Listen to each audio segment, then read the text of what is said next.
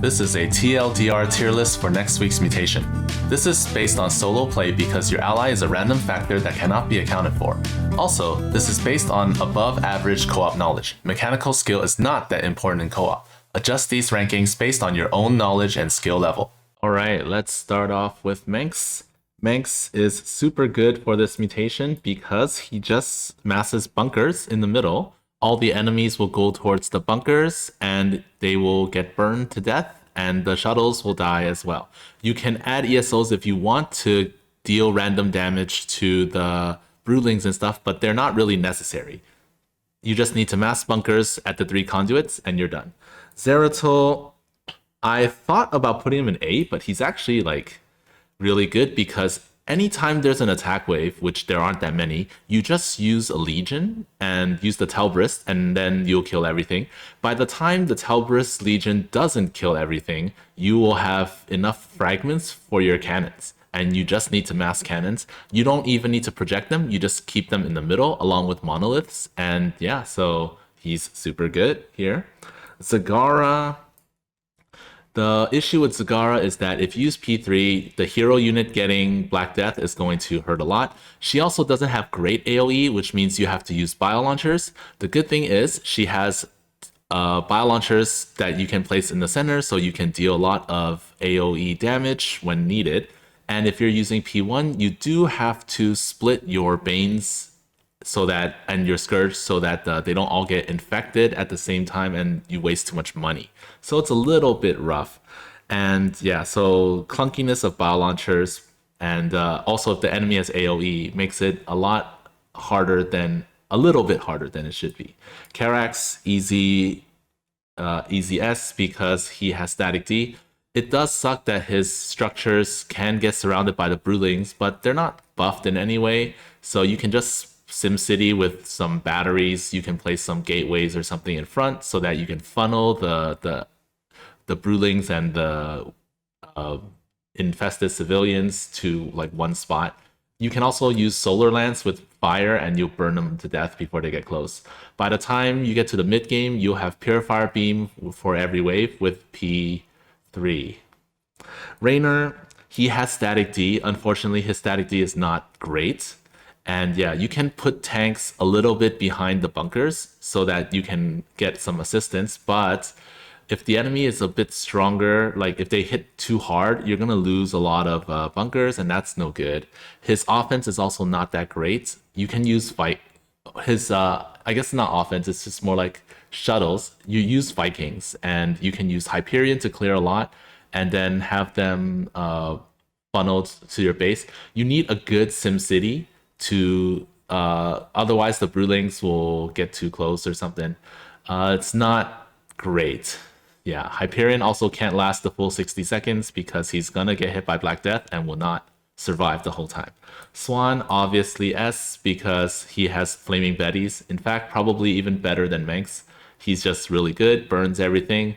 Just like the other Static D commanders, you place Static D at the conduits and everything dies. Artanis, his cannons are worse than the other guys at Static D. You can use Unbound Fanatics early on, but you can't rely on them forever because you don't have enough energy. So what you can do is you mass cannons in the center and then you have Tempest. But with Tempest, it's kind of tricky. So you want to target fire the shuttles and then run away immediately afterwards and let the broodlings flow. They let them run to your cannons. So yeah, you have to be very careful. Otherwise, you're gonna lose a lot of Tempest, and that's gonna be very rough.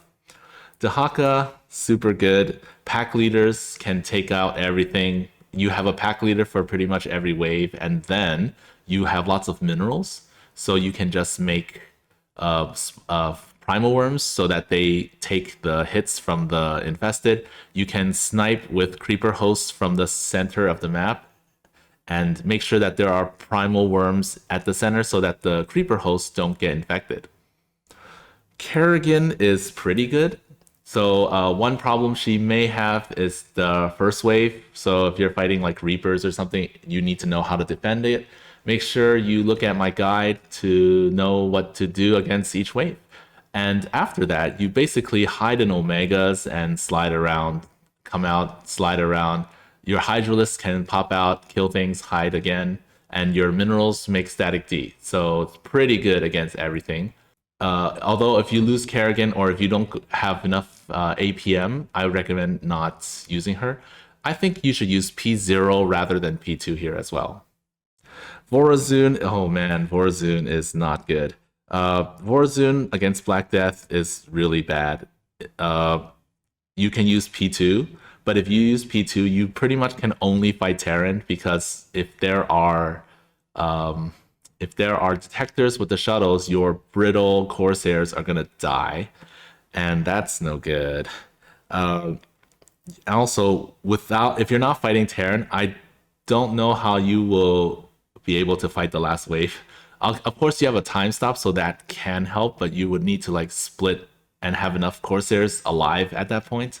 Yeah, against non-Terran, you're just in a lot of trouble. Cannons are just regular cannons. They're not going to be very good against the mass numbers of infested. Han Horner, I like this commander, but sorry, man. You don't have static D. You have to basically lose fire bats or hell bats every time enemies are dead.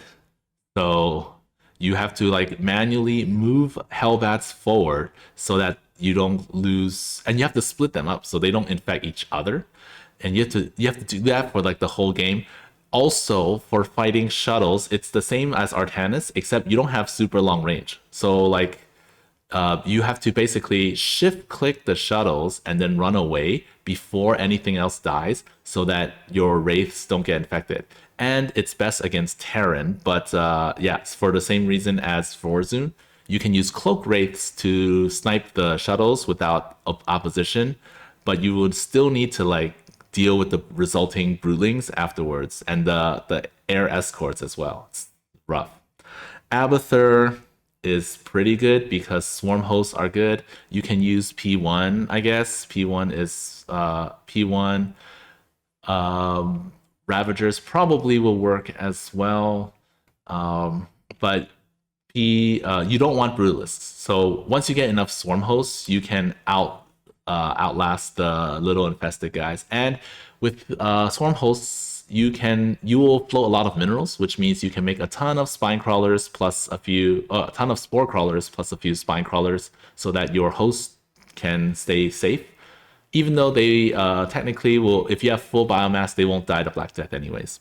Statman, this time use P3, and with P3 you can pretty much survive all the damage, and you keep gaining attack speed every time you eat one of those infested, so it's really good. Stukov, P3, infested, don't care. You can add tanks. I don't think you need to. You just make a ton of infested and you will outnumber them. Tychus, so Black Death, you can use P2, but you kind of have to be very careful because Tychus, if you don't use Rattlesnake, he'll run out of HP because he won't die to Black Death, but he'll be like at one shot. And if you're fighting a comp that has long range, like a Terran comp, they might just get a few tank shots on you and then you're just gone. I suggest you actually use like P1 or P0 so you have the nuke, but you also have like a healer with you, and you just need a few auto turrets elsewhere to catch stray broodlings. Alarak, man, if you're not careful with your positioning, he's going to kill a lot of broodlings, which will infect all the nearby like supplicants and havocs and stuff. It's not good. I had to use a very complicated sim city with Wrathwalkers and cannons, and that Alarak in the front taking most of the hits against a Zerg comp. It's very specific. Not a good time for him unless you're very careful. Nova's similar. It's like if your units get infected, you're screwed. Nova herself won't die to Black Death because of the healing upgrade, and you can shotgun mode and kill all the broodlings, but dealing with the resulting broodlings, No, dealing with the resulting broodlings is easy. Dealing with the shuttles is not, because you have to do something similar to Han and Horner and Artanis, where you right click with the Liberator and then you run away before the broodlings die.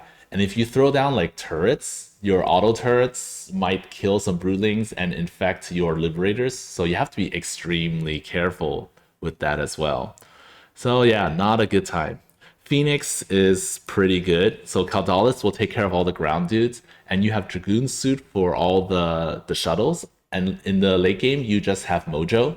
So you can have like a single control group for Mojo, and Mojo shoots down the shuttles, right click the shuttles, while Caldalis, Warbringer, and Talus go clear other things. You don't really need Tal'Darin, so you can just save the money because Caldalis will be dying a lot, so you can use P3, but I think P2 is just fine. That's it for this tier list. You can extrapolate this info to your duel runs. Good luck with the mutation!